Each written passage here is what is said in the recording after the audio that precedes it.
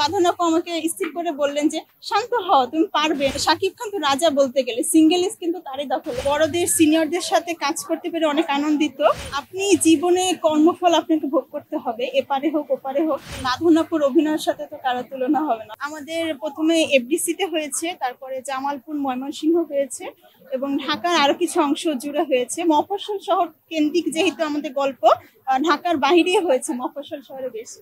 অনেক অনেক বেশি স্মৃতি জড়িয়ে আছে, বিশেষ করে বাঁধন আপু এবং ফারুক আহমেদ, তাদের কথা বলবো। আমি তো আসলে একদমই নতুন, প্রথম কাজ করছি।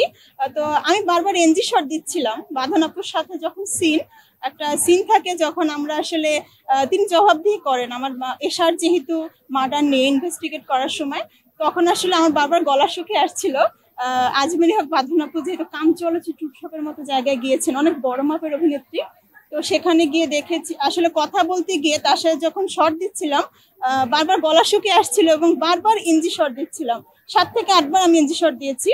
তখন আসলে বাঁধন আপু আমাকে স্থির করে বললেন যে শান্ত হও, তুমি পারবে, নতুন হয়েছে কি তুমি পারবে।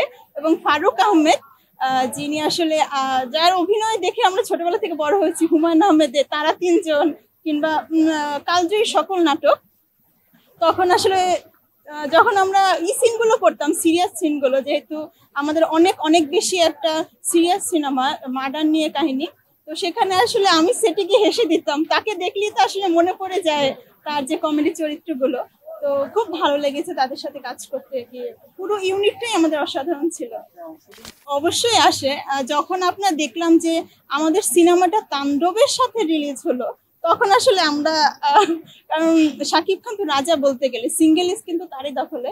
তো সেখান থেকে যখন আমরা দেখলাম যে ধীরে ধীরে আমাদের সিনেমাটাও চলছে, দর্শক পছন্দ করছে, তখন একটু আশা পেলাম।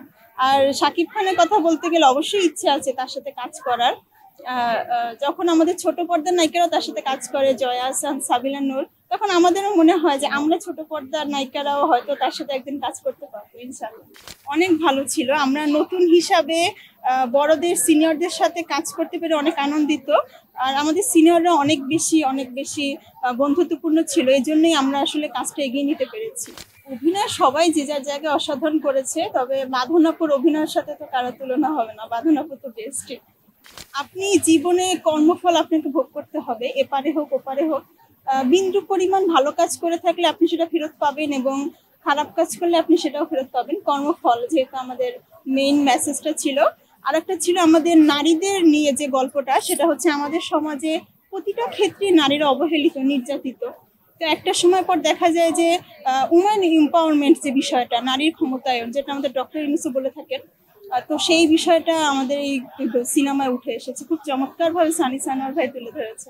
এটা বলবো আমাদের দৃষ্টিভঙ্গি পরিবর্তন করতে হবে। যখন আমরা আসলে পজিটিভ দৃষ্টিভঙ্গি নিয়ে আগাতে পারবো, তখনই আমাদের সমাজ সুন্দর হবে, আমাদের শিল্পচর্চা এগিয়ে যাবে, দেশ সামনে এগিয়ে যাবে। কারণ এটা বেগম রোকেয়া একটা কথা বলেছেন, একটা সাইকেল যখন চলতে হয় একটা চাকা দিয়ে কখনো চলে না, দুটো চাকাকে সমানভাবে এগিয়ে নিতে হবে। নারীদের পিছিয়ে রাখলে আসলে দেশও এগিয়ে যাবে না।